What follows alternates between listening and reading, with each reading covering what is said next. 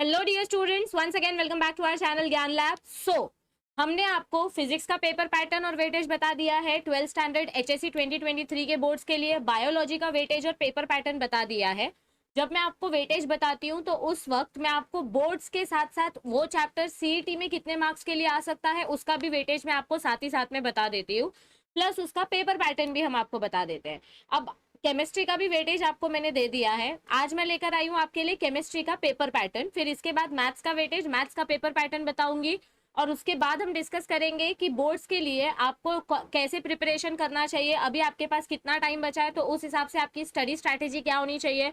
और daily test series के ऊपर भी हमारा काम डिस्कशन चालू है कि डेली टेस्ट सीरीज किस तरीके से हम बच्चों के लिए ला सकते, डेली टेस्ट नहीं, daily time table series, daily target series जो होता है उसके ऊपर हमारा काम चालू है।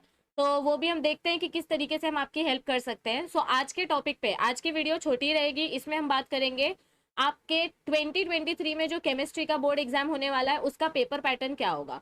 अब देखो, आपको ऑलरेडी ये हर एक सब्जेक्ट का हमने देखा है कि सेम ही है कि कितना वेटेज दिया जाता है लर्निंग ऑब्जेक्टिव्स यानी कि लर्निंग पॉइंट ऑफ व्यू को।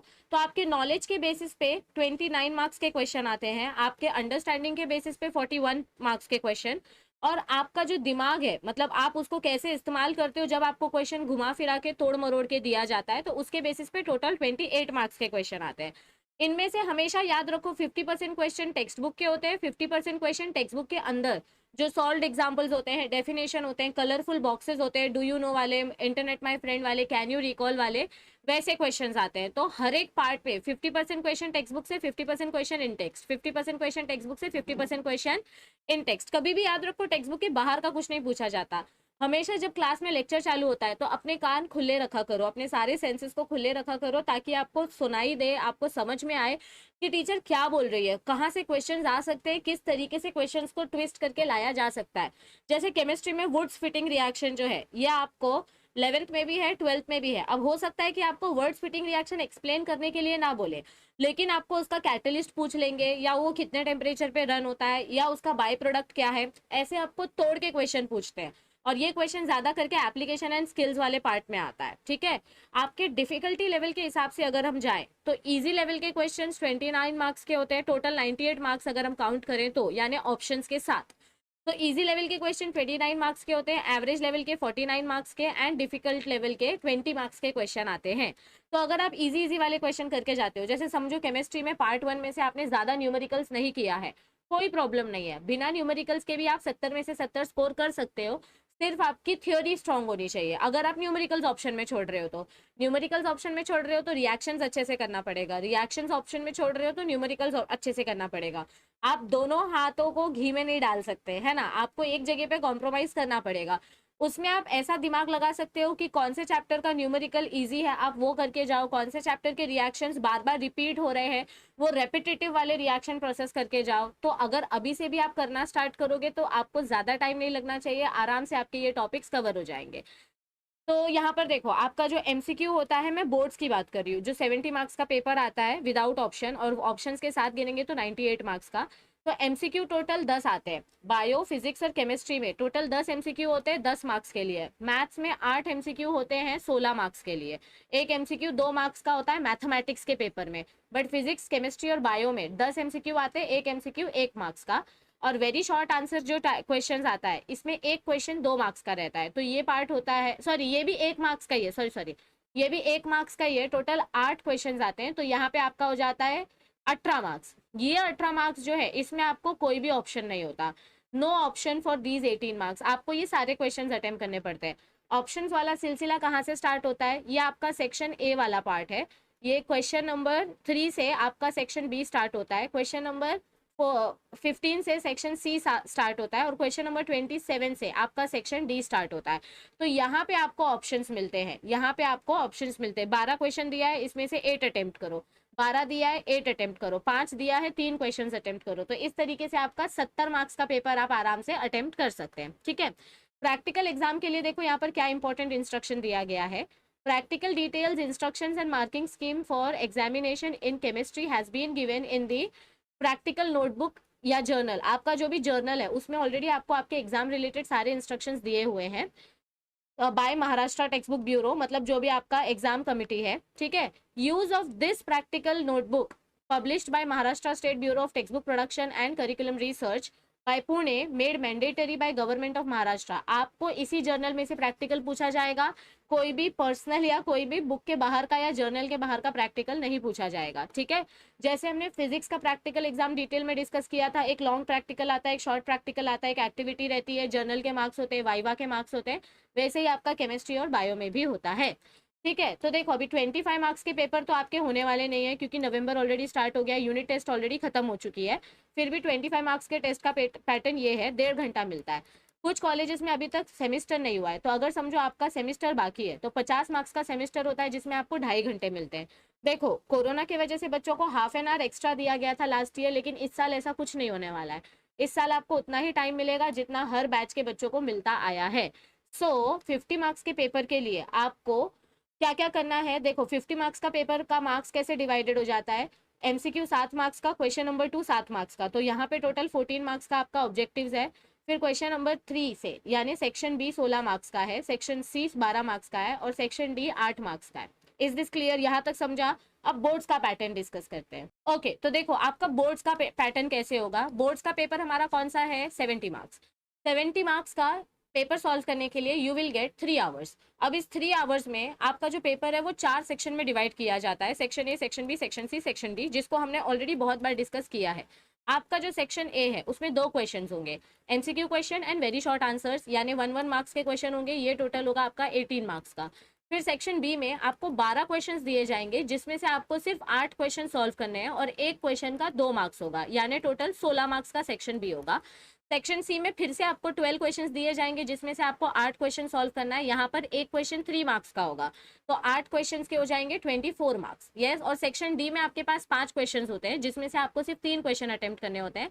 एक क्वेश्चन 4 मार्क्स का होता है, जिसका आपको 3 क्वेश्चन के हिसाब से मिलता है 12 मार्क्स। Yes everybody. सो ये 4 सेक्शंस की सबसे इंपॉर्टेंट चीज क्या है कि आपको हर एक section, every section you have to start in new page, every section on new page. आपको हमेशा न्यू सेक्शन स्टार्ट करने से पहले ऊपर टाइटल देना पड़ेगा, सेक्शन ए, और फिर नीचे सॉल्व करना स्टार्ट करो, या फिर मतलब ऐसे बताती हूँ, सेक्शन ए लिखो, फिर यहाँ पे क्वेश्चन नंबर 1 लिखो, फिर उसको सॉल्व करना स्टार्ट करो, फिर सेक्शन बी न्यू पेज पे लिखो, फिर क्वेश्चन नंबर 3 लिखो, फिर यहाँ पे क्वेश्चन सॉल्व करना स्टार्ट करो। तो हर एक सेक्शन हमेशा न्यू पेज पे स्टार्ट होना चाहिए। अब ये मैं तीसरी बार रिपीट करने जा रही हूँ, मैंने फिजिक्स के पेपर में भी रिपीट पैटर्न में भी बताया है, बायो के पैटर्न में भी बताया है, आज भी वापस बताती हूँ। आपको लॉग टेबल यूज करना अलाउ होता है, बट आपको वहीं पर दिया जाएगा, आपकी लॉग बुक आपको यूज नहीं करने मिलेगी, आपको कैलकुलेटर यूज करने नहीं मिलेगा। जहां जहां डायग्राम इंपॉर्टेंट है वहां वहां पर आपको डायग्राम बनाना कंपलसरी है। और सबसे सबसे सबसे इंपॉर्टेंट मार्क्स, यहाँ पर बच्चे 10 मार्क्स लूज कर देते हैं। तो आपका जो भी एमसीक्यू क्वेश्चन होता है, उस एमसीक्यू क्वेश्चन में आपको जो मेन आंसर है वो मेन आंसर उसके अल्फाबेट के साथ लिखना है। मतलब आपका जो भी क्वेश्चन नंबर होगा वो क्वेश्चन नंबर डालो, उसका आंसर लिखने टाइम आपको ऑप्शन नंबर भी डालना है और उसका मेन आंसर भी डालना है। समझो ये 4 ऑप्शन में से option number D correct answer है, तो आप जब आंसर लिखोगे तो आप पहले लिखोगे डी और फिर मेन आंसर लिखोगे, तो आपको ऑप्शन नंबर का अल्फाबेट भी डालना है और आंसर भी लिखना है। अगर आपने अल्फाबेट नहीं डाला, ये ए बी सी डी जो इसमें से करेक्ट आंसर है, समझो बी करेक्ट आंसर है, तो आपने सिर्फ मेन आंसर लिख दिया, आपने बी नहीं डाला, तो आपको 0 मार्क्स मिलेगा। तो your answer must be written along with the alphabet. और अगर जो फर्स्ट आंसर आपने लिखा, समझो आपने एक बार लिख दिया बी, ओके, और इधर पे जो भी आपका आंसर है, समझो मैं अपना नाम लिख देती हूँ, ये आपका आंसर है, आपने इसको कट करके फिर से अपना आंसर बदल दिया, तो आपको इसके मार्क्स नहीं मिलेंगे, 0 मार्क्स मिलेंगे। Yes everybody. और जहां जहां पर आपको कांस्टेंट की वैल्यूज लिखनी है वहां पर कंपलसरी है, जैसे आर की वैल्यू हो गई, के की वैल्यू हो गई, इबिलोस्कोपिक कांस्टेंट की वैल्यू हो गई, तो इन कांस्टेंट्स की वैल्यू आपको लर्न करके जानी है। एवोगैड्रो नंबर का वैल्यू हो गया, तो जहां जहां कांस्टेंट की वैल्यू न्यूमेरिकल्स वाला पार्ट आएगा वहां पर आपको खुद से कांस्टेंट की वैल्यू लिखनी है। अब उसके बाद देखो पेपर पैटर्न कैसा आएगा, सेम जैसे बायो का और फिजिक्स का मैंने बताया था। सेक्शन ए में आपको न्यूमेरिकल्स और वेरी शॉर्ट आंसर क्वेश्चंस होंगे, इसमें आपके पास ऑप्शन नहीं होगा, no option. Yes everybody. Section B में आपके पास 4 क्वेश्चंस एक्स्ट्रा होंगे ऑप्शन में, 12 में से आपको 8 अटेम्प्ट करने हैं। सेक्शन सी ये न्यू पेज पे स्टार्ट करना है, सेक्शन सी भी न्यू पेज पे स्टार्ट करना है। यहाँ पर भी आपके पास 12 क्वेश्चंस होंगे, जिसमें से देखो सेक्शन बी में आपके जो 12 क्वेश्चंस आएंगे उसमें से 10 क्वेश्चंस थ्योरी के होंगे और 2 क्वेश्चंस न्यूमेरिकल्स होंगे। सेक्शन सी में भी 12 में से 10 क्वेश्चंस थ्योरी के होंगे और 2 क्वेश्चंस न्यूमेरिकल होंगे, जिसमें से आप सिर्फ थ्योरी वाले क्वेश्चंस अटेम्प्ट करो। मतलब इस 10 में से आपको 8 अटेम्प्ट करना है, ये 2 न्यूमेरिकल वाले छोड़ दो अगर आपको न्यूमेरिकल नहीं आता है तो। इसीलिए मैं आपको बोल रही हूँ बिना न्यूमेरिकल के क्वेश्चन के भी आप आउट ऑफ स्कोर कर सकते हो फिजिक्स केमिस्ट्री बायो में। सेक्शन डी में भी आपके पास 5 क्वेश्चंस होते हैं, 5 में से आपके पास 3 क्वेश्चंस आपको सॉल्व करना है। समझो ये 5 में से एक क्वेश्चन 4 क्वेश्चन थ्योरी वाले हैं, ओके, और एक क्वेश्चन आपका न्यूमेरिकल है। तो आप ये 4 में से 3 क्वेश्चंस अटेम्प्ट करो जो थ्योरी वाला आपको आता है। तो इसीलिए मैंने आपको बोला कि आप थ्योरी पढ़ रहे हो तो पूरा थ्योरी अच्छे से पढ़ो, ताकि न्यूमेरिकल्स को ऑप्शन में रख सको, और अगर न्यूमेरिकल्स कर रहे हो तो थ्योरी को ऑप्शन में रख सकते हैं। तो न्यूमेरिकल ज्यादा से ज्यादा पेपर में 12 से 15 मार्क्स का आता है, और हर एक सेक्शन में 1 या 2 न्यूमेरिकल इंक्लूड करना ही पड़ता है बोर्ड्स वालों को। तो इसमें भी एक न्यूमेरिकल आएगा, इसमें 2 आएंगे, इसमें 2 आएंगे, पर आपको आता है तो अटेम्प्ट करो, नहीं तो थ्योरी अटेम्प्ट करो। It is as simple as that. तो आई होप कि आपको अब आपके दिमाग में से ये मिथ निकल गया होगा कि बिना न्यूमेरिकल के हम आउट ऑफ स्कोर नहीं कर सकते। ऐसा बिल्कुल नहीं है, आप बिना न्यूमेरिकल के भी आउट ऑफ स्कोर कर सकते हो। यस एवरीबडी, बस आपको अपना थ्योरी स्ट्रांग रखना है। तो इसी के साथ इस वीडियो को हम एंड करते हैं। आई होप कि आपको ये वीडियो काफ़ी ज़्यादा यूजफुल रही होगी। ज़्यादा से ज़्यादा इस वीडियो को बच्चों के साथ शेयर करें, ताकि उन तक भी ये इंपॉर्टेंट इंस्ट्रक्शन पहुंच सके। और साथ ही साथ मैं आपके क्लास 12th का जो 5th चैप्टर है ओरिजिन एंड एवोल्यूशन, वो 5th वाला चैप्टर भी कवर कर रही हूँ, तो आप उसको भी देखना ना भूलें। धीरे धीरे करके मैं बायोलॉजी के जितने भी डिलीटेड वाला पार्ट जो मैंने कवर नहीं किया था वो कवर करते जाऊंगी, ताकि आपका वो कॉन्सेप्ट भी क्लियर होते जाए। और जल्दी हम आपके लिए डेली टारगेट सीरीज लेकर आने वाले हैं। सो चैनल के साथ बने रहो, सब्सक्राइब बटन पे क्लिक करो और बेल आइकन को क्लिक करो, ताकि सबसे पहले नोटिफिकेशन आपको मिले। तो I will see you very soon. Bye bye, till then stay tuned.